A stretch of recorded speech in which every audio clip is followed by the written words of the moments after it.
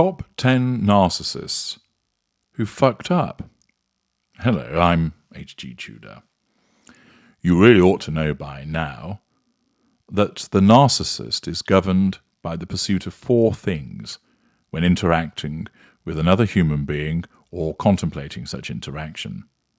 For the majority of narcissists, because they are unaware of what they are, they're also unaware that they need to control people.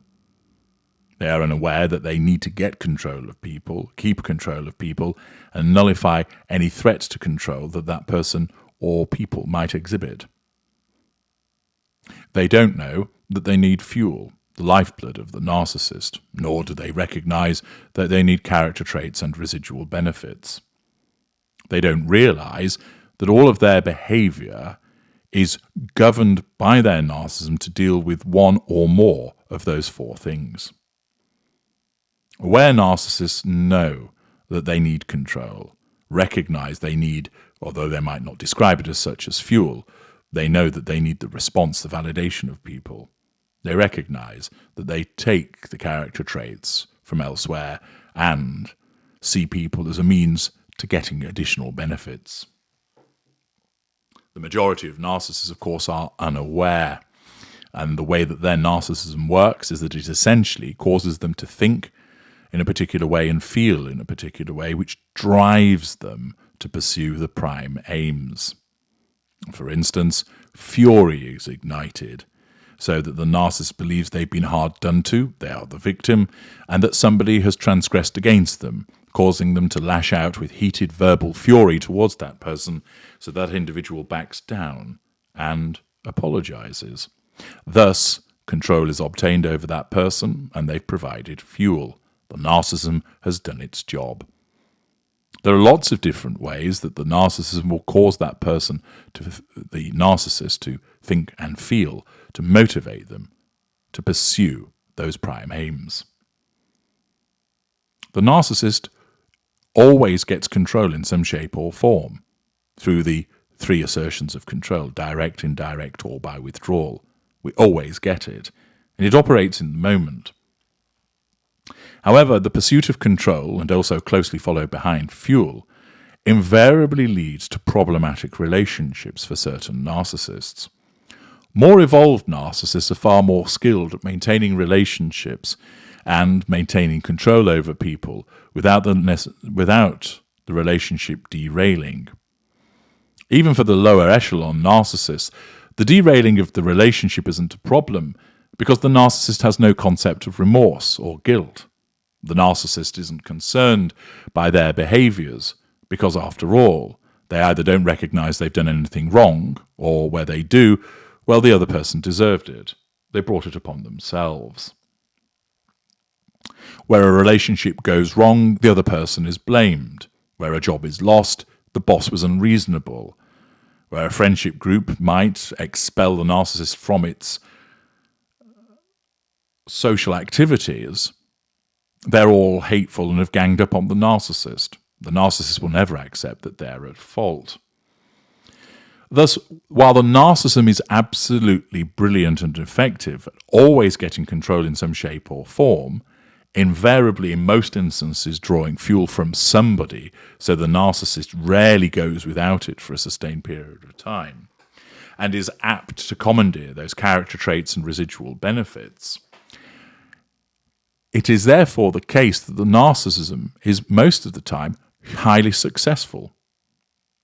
However, that is when it's viewed from what the narcissist actually needs.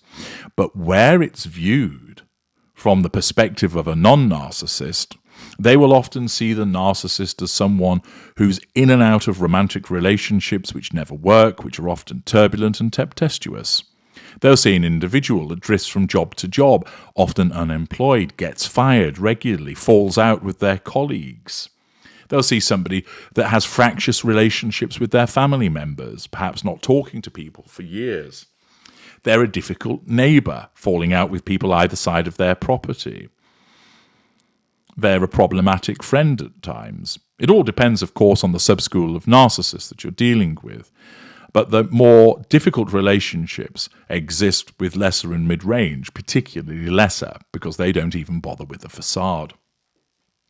All of this means that the narcissist can be seen to regularly fuck up. Not in their world. The narcissist will never ever allow them to realize it. Even where they might say, I fucked up, it's more done by virtue of a manipulation to cause people to feel sorry for them or offer them some kind of support, rather than a genuine admission as to what has actually occurred. But when it's viewed from the non-narcissist perspective, it is certainly the case that it can be stated that a narcissist will fuck up. They destroy their relationships. They end up getting divorced. They are estranged from their children, ostracized by family, kicked out of a job.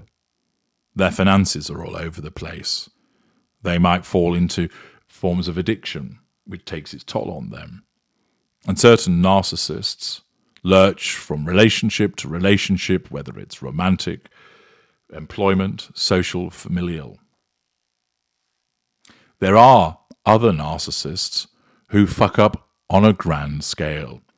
We're not just talking about the fact that they've had lots of romantic relationships which have never lasted, or that they have difficult familial relationships. No, these individuals have fucked up in such a way that not only has it caused a huge problem for them, but they've also been exposed in terms of the fuck up also.